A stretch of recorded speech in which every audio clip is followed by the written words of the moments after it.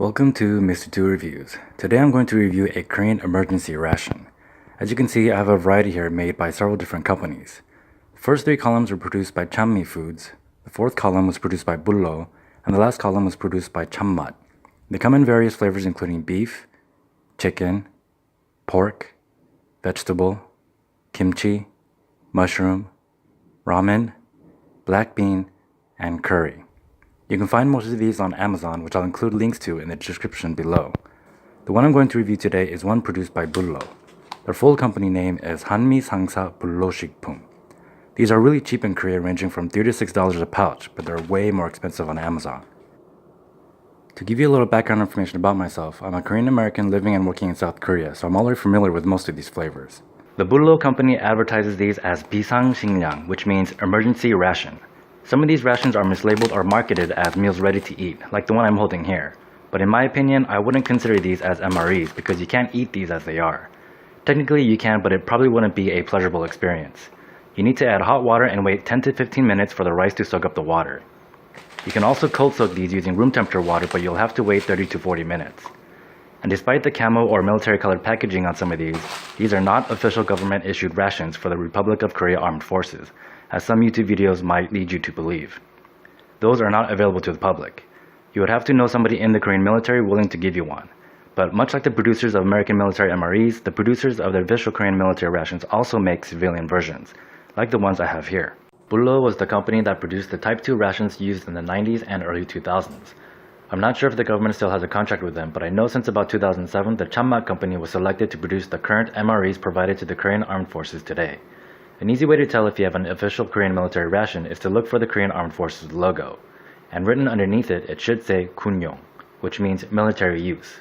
The only differences between the military Type 2 version and the civilian ones I have here is that the military versions had more rice and included chocolate balls similar to M&Ms, each weighing in at 278 grams of total food weight.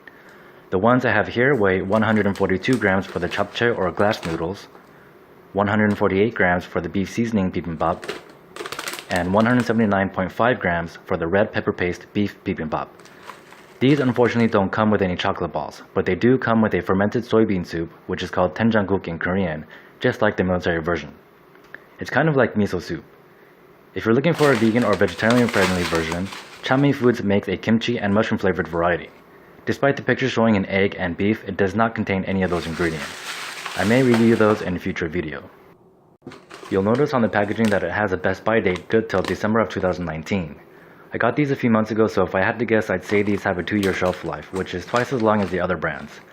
The other ones only have a 1-year shelf life from the date of manufacture. I think that's because Boollo is the only company that I know of that specifies that they use freeze-dried ingredients.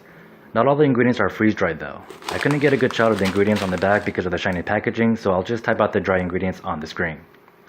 All the ingredients that say 동결 건조 are freeze-dried, while the ones that say 진공 건조 are vacuum-dried. I'm not sure what the difference is. All the other rations I have don't specify how they were dried. They just say gon or 건조, which just means dry or dried. Summers in Korea are pretty hot and humid, so storage conditions are less than ideal. You'll also notice none of these are vacuum sealed, and most of them don't contain any desiccants or oxygen absorbers, which is probably why they don't recommend storing these for more than a year. Cham Mat does however specify on their website that they use a hot air drying method for their dried rice products, but they're also one of the few that use oxygen absorbers, though their best by date is still only 1 year from manufacture. The directions are written on the back and they're really simple. It's written in Korean, but you should get an idea from looking at the pictures. Take out the packets, add hot water, wait 10 minutes, mix in the packets and enjoy. I just realized there's no nutrition facts. Alright, now let's get to cooking. You'll notice there's 2 tear notches. Start with the first one to get to the contents. Here's the doenjang soup, the red pepper paste, and sesame oil. There's no spoon inside, but they did send me some separately for each ration I ordered. On the inside you can see the mixed rice with the ingredients I listed earlier, and the water fill line. And just to prove that these aren't meals ready to eat, I'm going to try some straight out of the package.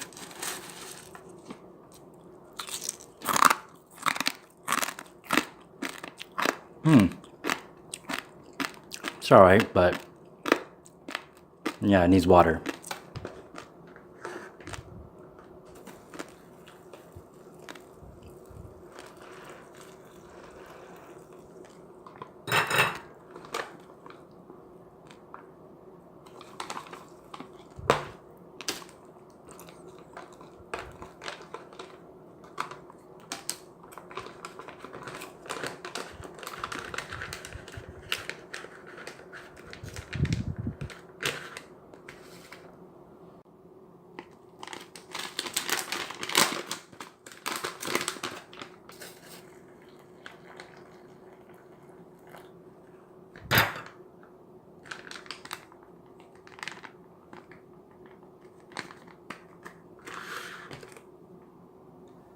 If you're out camping or something and you have trouble balancing the bag, you can pull these bottom corners apart to give it a wider base.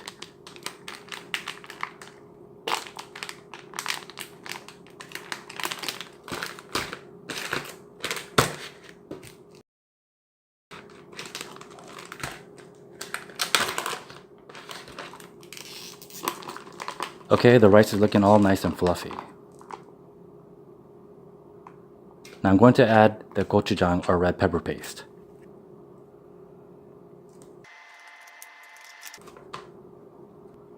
And the chamgiram or sesame oil and mix it all in.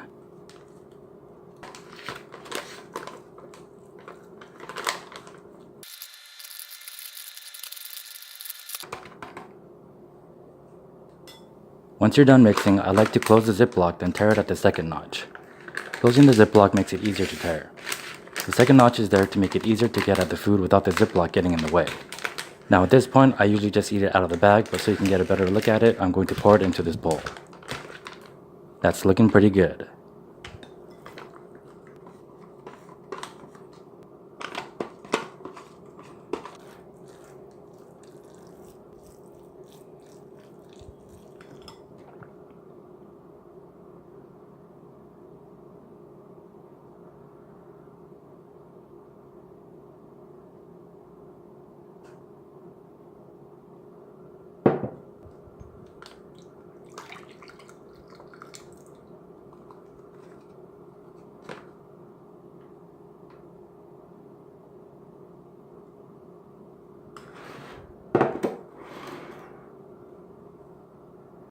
Alright, now let's have a taste. Even though I was born and raised in the States and preferred burgers and pizza to most Korean food, bibimbop is one of the things I didn't mind eating. I remember my mom would make this for our family, and it was my go-to at Korean restaurants if they had it. So for me, this is comfort food. I didn't really like spicy foods when I was younger, but now I love it. My tolerance for it is still pretty low, but the level of spiciness in most bibimbap should be manageable for most people.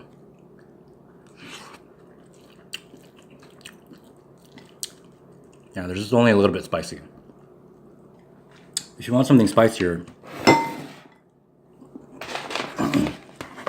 also have a few purtak bibimbops, or fire chicken flavored bibimbap. And these are definitely way spicier.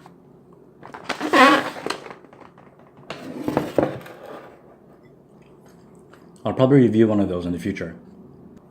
What I like about bibimbap is that it's healthy and easy to eat. All you need is a spoon.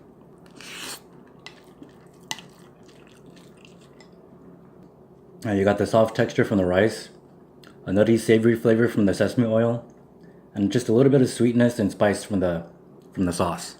Of course, nothing beats homemade bibimbap or bibimbap from a restaurant, but these are great if you're out camping, hiking, or working late at the office. Since most offices have hot water, it makes an easy meal. I actually keep a few of these in a drawer under my desk at work. Now you'll notice on the ingredients list earlier, they use soy protein and a little bit of beef. Let's try some of this doenjang.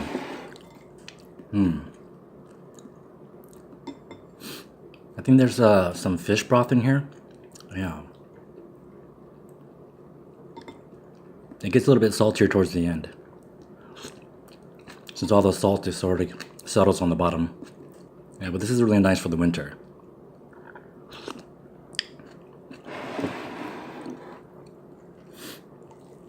I gotta say, this tastes a bit milder than the ones I've had.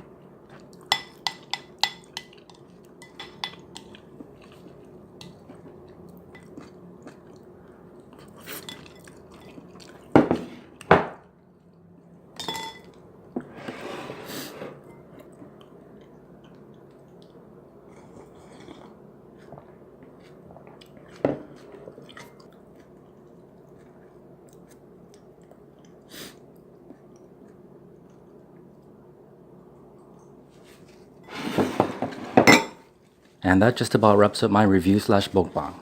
Leave a like or subscribe if you found any of this info helpful. Coming up next, I'm going to review the closest thing you can get to the current Republic of Korea military MREs. Thanks for watching, and I'll see you next time.